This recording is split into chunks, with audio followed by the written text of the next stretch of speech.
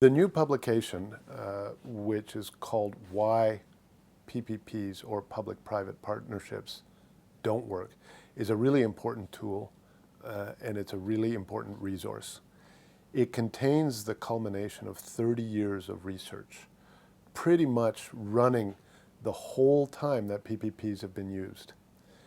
Importantly, what it shows us is that PPPs fail to live up to their promise.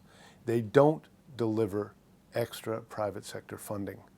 The money that is brought into these PPP projects is basically the same money that a government would use if it was doing direct procurement.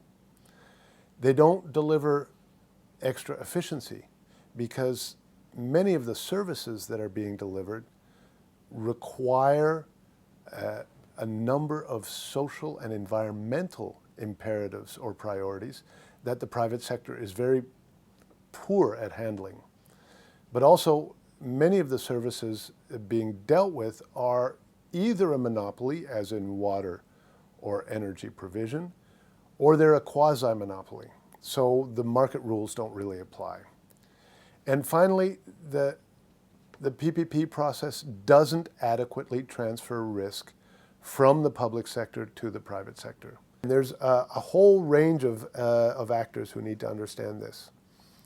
Many governments do not get unbiased information. The information they're getting on how PPPs work and why comes from the private sector itself, from PricewaterhouseCoopers, Deloitte Touche, and a range of other global consulting firms who make a fortune off of promoting PPPs.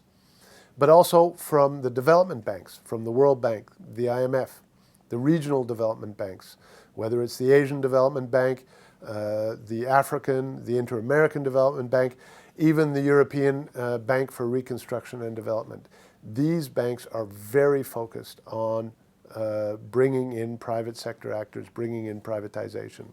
There's a range of other actors, including our NGO allies, civil society groups.